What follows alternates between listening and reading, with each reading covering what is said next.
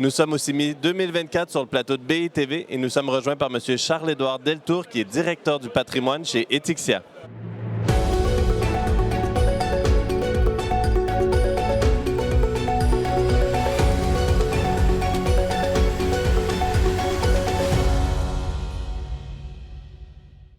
Charles-Édouard Deltour, merci d'être avec nous sur le plateau de BITV.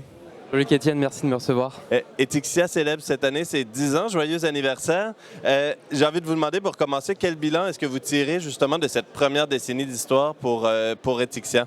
Merci Luc Étienne, effectivement, 10 ans pour nous c'est un chiffre sacré. On pense qu'on est vraiment parti sur une belle trajectoire. On est issu du commerce spécialisé, puisqu'on est une foncière qui est née de la création de Kiabi, où on a acté deux métiers, l'asset management notamment, la gestion locative de notre parc. Aujourd'hui, on a un parc qui fait presque 800 millions d'euros d'actifs, un peu plus de 50 millions d'euros de loyer, et ça représente une centaine de sites en France, en Espagne et en Italie. Et notre autre métier, c'est l'aménagement et le développement. Donc pour cela, on fait du remembrement foncier depuis 10 ans, donc c'est un travail vraiment sur le long terme où on a acquis des terrains au fur et à mesure, des fonciers pour remembrer et pour faire nos programmes en mixité où on souhaite accueillir du commerce, du bureau, du tertiaire, mais également du loisir et créer de véritables lieux de vie. Pardon, allez-y. On a une trentaine de collaborateurs, et c'est important de le souligner, qui agissent tous les jours pour faire de ce rêve qu'on a pensé il y a 10 ans une réalité. Retravailler les entrées de ville, pour nous, c'est vraiment un des points majeurs que l'on souhaite travailler, et pour cela, on est vraiment bien entouré, c'est pour ça que je voulais le souligner. Ben, parfait, vous faites bien, désolé. Et justement, vous mentionnez le portefeuille d'une centaine d'opérations aujourd'hui de Etixia. J'aimerais revenir sur une parce que vous avez eu une ouverture importante cette année, un de vos projets phares qui a été livré à Lausanne, qui est baptisé Kiabi Village. Qu'est-ce qui distingue justement cette opération chez vous? Alors c'est un très beau cadeau qu'on se fait pour nos 10 ans, effectivement. Le siège de Kiabi Monde, c'est vraiment un siège iconique. Pour nous, c'est un véritable laboratoire. Ça fait plusieurs années qu'on travaille dessus, en partenariat avec Kiabi, puisqu'on a les contraintes qui peuvent être remontées de notre principal client. Aujourd'hui, qu'est-ce qui distingue ce site? C'est d'abord un site mixte de 30 000 m² sur lequel vous avez un socle de bureaux de 15 000 m² destiné à Kiabi, avec une porosité complète avec le magasin Kiabi. C'est-à-dire que les clients rencontrent les collaborateurs de Kiabi en permanence.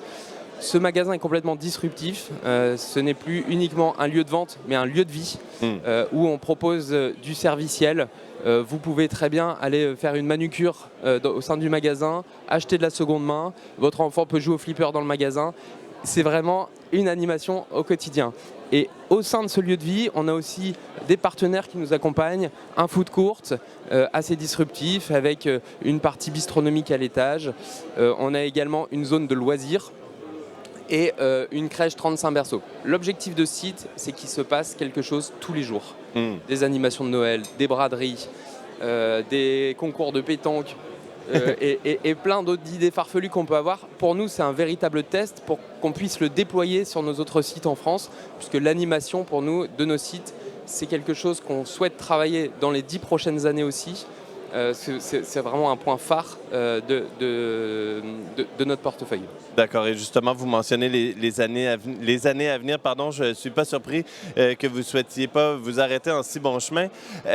Et donc, justement, j'ai envie de vous demander quelle est la feuille de route pour les années qui viennent, pour 2025 évidemment, mais pour la suite, alors que vous passez ce cap du 10e anniversaire? Alors on a beaucoup d'objectifs, mais on en a 3 principaux qui ressortent. Comme je vous le disais en introduction, nos projets, c'est des projets long terme et on souhaite vraiment délivrer nos projets sur 2025. On a eu des bonnes nouvelles cette année, par exemple sur Clermont-Ferrand, un des sites phares que l'on a en projet mixte. On a eu le permis d'aménager au mois de décembre.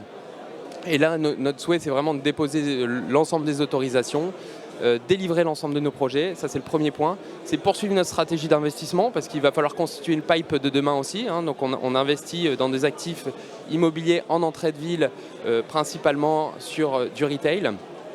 Et le troisième, c'est poursuivre notre stratégie de décarbonation de notre parc, avec notamment la réversibilité des usages de nos actifs, en utilisant nos toitures pour le photovoltaïque, nos parkings pour mettre des bornes électriques, mais également des opérations d'asset management, downsizing, etc. et la mise en conformité de nos actifs.